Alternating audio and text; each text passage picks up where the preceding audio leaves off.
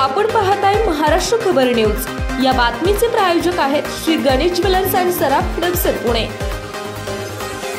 नमस्कार, मी सुद्धा महाराष्ट्र खबर न्यूज मध्ये आपल्या सगळ्यांचं स्वागत। या बातमीचे प्रायोजक आहेत श्री गणेश ज्वेलर्स अँड सराफ, हडपसर, पुणे। जम्मू काश्मीर येथे झालेल्या भ्याड दहशतवादी हल्ल्यामुळे संपूर्ण देशभरात खळबळ उडाली आहे। या हल्ल्यात 28 पर्यटकांचा मृत्यू झाला आहे, तर कित्येक जण जखमी आहेत। काश्मीरमधील पहलगाम येथे फिरण्यासाठी आलेल्या पर्यटकांवर दहशतवाद्यांनी अंधाधुंद गोळीबार केला। यामध्ये महाराष्ट्रातील 6 पर्यटकांचा मृत्यू झालाय, तर अद्यापही महाराष्ट्रातील काही पर्यटक जम्मू काश्मीरमध्ये अडकले आहेत, तर काही पर्यटक या हल्ल्यातून थोडक्यात बचावले आहेत।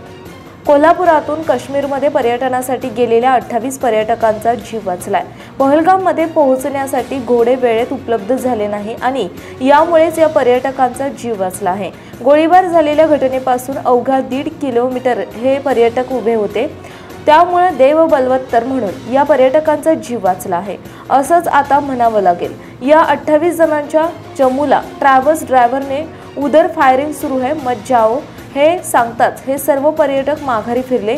या घटनेमुळे काळ आला होता, पण वेळ आली नव्हती असा अनुभव या पर्यटकांना आला। हा सर्व थरारक अनुभव जम्मू काश्मीर पर्यटनासाठी गेलेल्या अनिल कुरणे आणि त्यांच्या सहकाऱ्यांना आला आहे। कोल्हापूर आणि इतर जिल्ह्यातून काश्मीरच्या पर्यटनासाठी 28 जणांचा चमू गेला होता। मंगळवारी दुपारी पहलगाम पर्यटनासाठी जाण्यासाठी हे सर्वजण तयारी करत होते। ट्रॅव्हल्सने हे सर्वजण पहलगाम पासून अवघ्या 1.5 किलोमीटर अंतरावर पोहोचले होते। 28 जणांचा एकाच वेळी घोडे उपलब्ध होण्यासाठी काही वेळ लागला। घोडे उपलब्ध होताच हे सर्वजण घोड्यावर बसू लागले। तेवढ्या ट्रॅव्हल्सच्या ड्रायव्हरने उधर फायरिंग सुरू है मत जाओ असं सांगताच या सर्वांना धक्का बसला। हे सर्वजण घोड्यावरून खाली उतरले। हे सर्व पर्यटक सुखरूप परतीच्या मार्गावर लागले आहेत। आपण पाहताय महाराष्ट्र खबर न्यूज। या बातमीचे प्रायोजक आहेत Shri Ganesh jewellers and Saraf, Hadapsar, Pune.